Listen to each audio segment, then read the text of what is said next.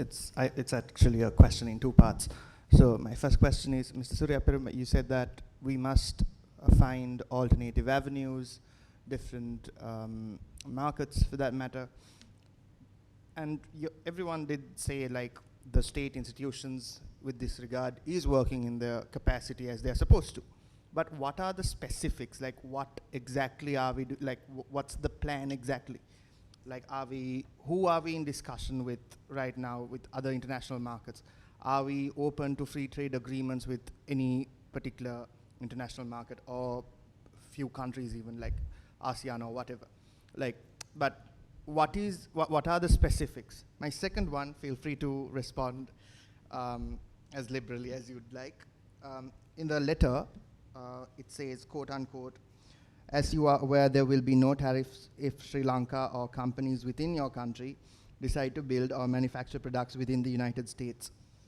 Now, with what we heard, the good faith factor itself contributed in bringing down the tax from 44 to 30%.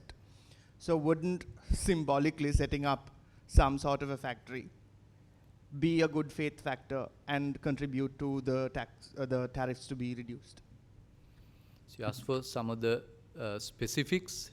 I think if we recall some of the announcements and the speeches made by the Honorable His Excellency the President himself indicated Sri Lanka's openness to integrate Sri Lankan economy to the world and take the country to a better position in terms of regional integration, international integration. As a country, we are prepared in that sense. The directions are there to explore the engagements in bilateral capacity, in multilateral, in free trade agreements wherever possible, to explore those opportunities. So there's a roadmap in place, and the agencies led by the Secretary to the Trade and the Ministry of Trade is engaging on those areas. And in terms of looking at new markets, one angle is the agreements, and looking at new markets also. There's intense effort as we speak to explore new markets that were not tapped. And even though we were exporting, it was not explored to the fullest potential. So those engagements are continuing, and we have started some times back, and those efforts are intensified. More resources are provided onto those areas as well. Thank you. Yeah. I think. So just to conclude, I don't know, just to make a statement. Yeah, you want to say something? It's just that this negotiation process is a very Herculean task, right? You all know how long generally free trade agreement takes to conclude. An FTA takes something up to about 10 years sometimes to conclude, and here we have to finish this in 3 months or 4 months.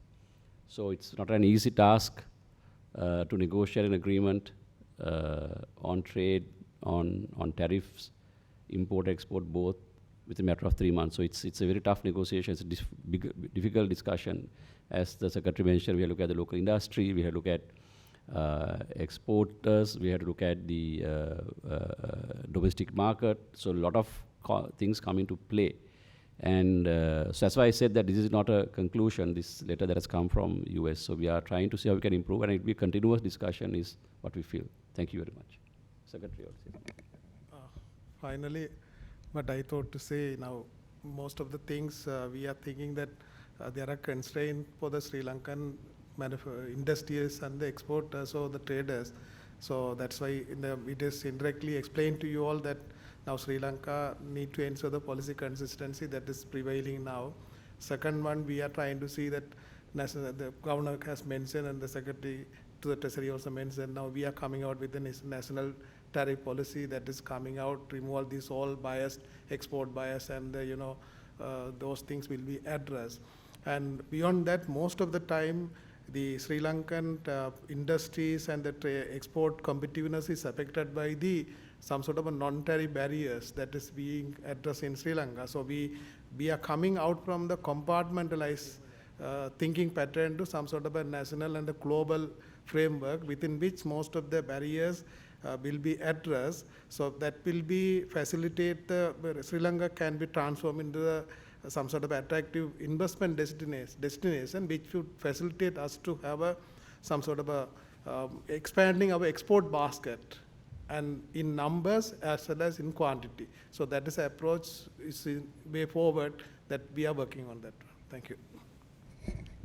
අපේ විද්වත් මණ්ඩලයට අවසාන වශයෙන් යමක් සඳහන් කරන්න තියෙනවා නම් අමාත්‍ය ලේකම්තුමනි අවසන් වශයෙන් සාරාංශගත පණිවිඩයක් ලබා දීමට තිබේ නම් මේ අවස්ථාව. මේ වැඩසටහනට සහභාගී වෙච්ච සියලු දෙනාටම බොහොම ස්තුතියි. රටක් විදියට වැදගත් සම්දිස්ථානයකට අපිට එන්න හැකියාව ලැබුණා මේ තුලින්. අපේ බලාපොරොත්තුව තමයි ඉදිරියටත් ඊටාම ඕපන් ට්‍රාන්ස්පේරන්ට් අප්‍රෝච් එකකින් ඔබතුමන්ලවත් දැනුවත් කරගෙන අපේ ඉන්ඩස්ට්‍රි ස්ටේක් හෝල්ඩර්ස් ලවත් මේ සාකච්ඡාවට එකතු කරගෙන අනිත් පාර්ශවයන්වත් සුදුසු ලෙස මේකට සම්බන්ධ කරන සෑමෝගෙම දායකත්වය අරගෙන එකතු වෙලා මේ ගමන මේ ජයග්‍රහණය කරගෙන අවශ්‍ය සාර්ථකත්වය ළඟා කරගෙන ඉදිරියට යන එක තමයි බලාපොරොත්තුව. ඒකට මේ දක්වා ඔබ සියලු දෙනාගෙම ලැබුණු සහයෝගයට දායකත්වයට බොහොම ස්තුතිවන්ත වෙනවා. ඉදිරියේදීත් ඒ සහයෝගය ලැබෙයි කියලා අපි බලාපොරොත්තු වෙනවා. ඒ තුලින් රටක් විදිහට අපිට මීට වඩා හොඳ ස්ථාවරයකට ඉදිරියට යන්න හැකියාව ලැබෙයි කියලා අපි බලාපොරොත්තු වෙනවා. බොහොම ස්තුතියි.